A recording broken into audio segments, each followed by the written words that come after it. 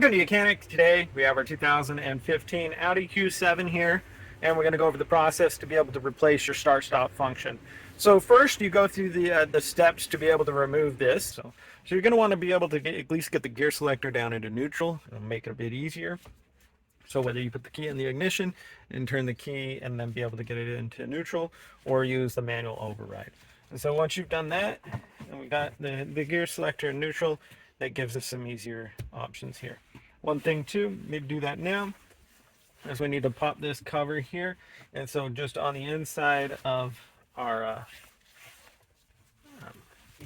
piece here, we can go in and be able to pop that cover, and then we will spin it sideways so that when this cover comes up, it's able to go down through there. We have two wires here for the 12 volt. There's one wire that comes into down around here for the gear selector, tell us what gear we're in, and then for our start stop. And we have a large wire connection we need to undo here. So easy. Otherwise, you can take your pry tool and you can pry along the outside here and pull this up, or this center console hatch, we can raise that up, and there would be a little like a tray for your knickknacks right here. So if you just pull that out, then you can actually just reach up in here and just press up on it and be able to get it to come out. And then and it may be in there a bit tighter than that, but get it out. And then when it's up like this, then you'll need to squeeze the connector to undo the 12 volt connections. And then up here we have this connection that goes for your start stop function, and then there's another one up in here. But if we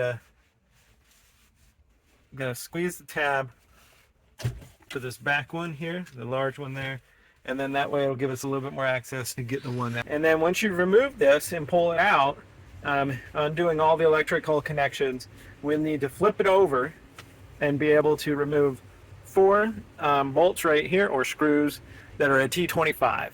So we've got 2 up at the top and 2 right here. So we remove those. We also need to remove this is your gear selector, where it tells you which gear you're in. And so that is just a little tab up on the top. And if we could just push that tab, and then we'll be able to just kind of push or pull this whole thing out and remove that.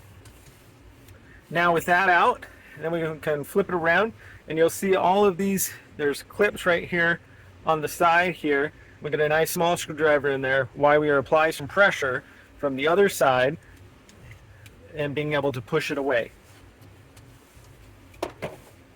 So whether you do this in the car or do it on a table, either way, because we need access for our start stop function.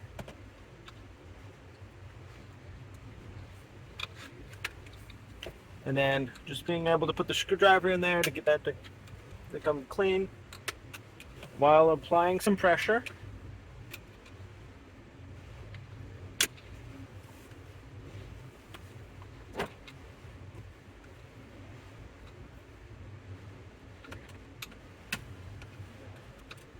There we go. So now that it is separated from this portion, and with it separated from that portion, then we can remove the 2 screws that hold the start stop button in, and right there. And so these are a T9, so we need a T9 to remove these 2 screws.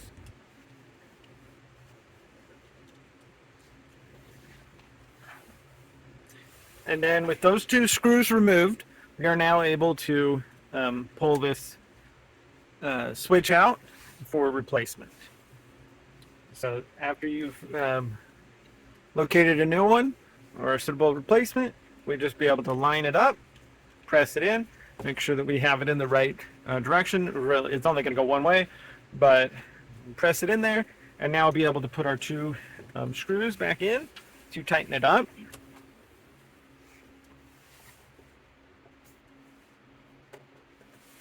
There we go. And so that is how you replace that switch. Now we go ahead and put it back together and be able to put it reinstall and hook up all the electrics there. Now, one note, if you need to replace these switches because they wear out, or say you've poured your drinks on them and they're not functioning anymore, you do the same process to be able to remove it.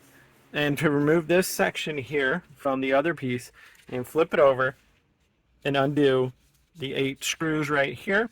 And then there is a black cover piece that comes off. We have some little clips that we need to remove, or not remove, but open up just like we did up here.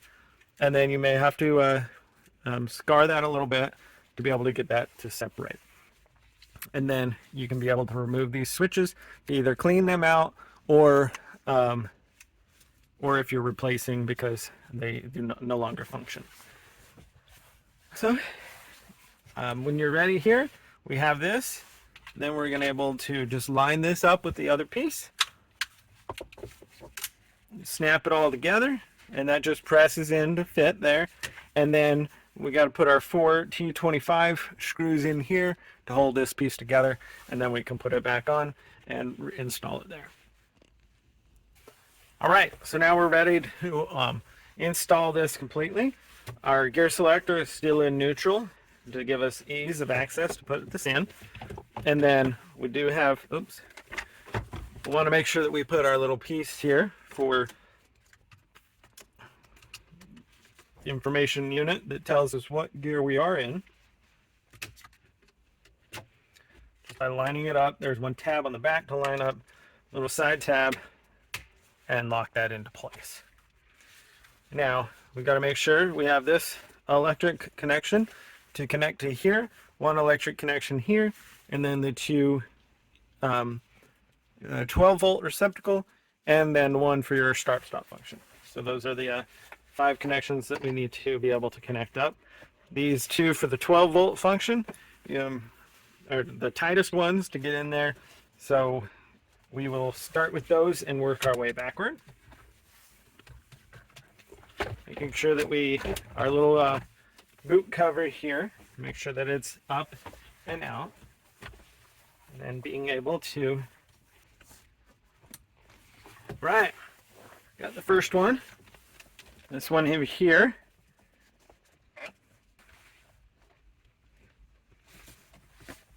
All right, so we got the 2 12-volt connections connected up. We have this one here up front for the gear selector.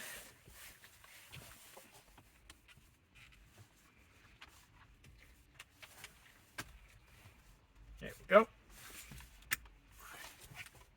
Just a matter of lining everything up.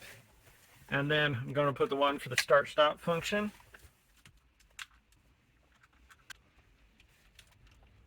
Right?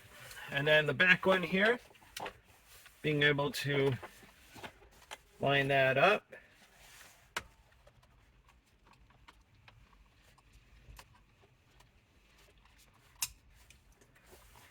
And connect that into place.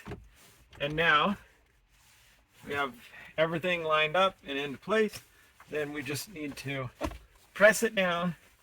There's some lock tabs that hold that into place, and do the same thing on your little boot cover here, or shifter boot. Just snap that, lock that into place, and then you'll want to make sure put your vehicle back into park when you're done with doing all of that. And so that would be how you would be able to replace your start-stop function after removing this center panel, and also if you need to do anything with replacing this unit there too. Thanks for watching Mechanic, where you can be the mechanic.